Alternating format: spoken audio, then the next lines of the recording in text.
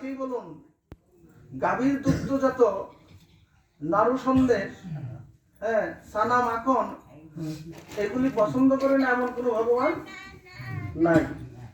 আরে পছন্দ করবে তো দূরের কথা, নবলক্ষ ধেনু বাছুরীর নবলক্ষ গাভীর দুগ্ধ যার ঘরে ছিল তবু অন্য অন্য ঘরে চুরি করে খেতে হয়।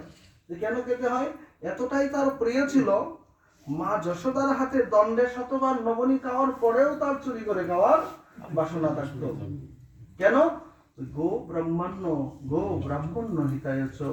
আমি গাভীকে এত ভালোবাসি, আমি ব্রাহ্মণকে এত ভালোবাসি। তো আমাদের দানটা কেন?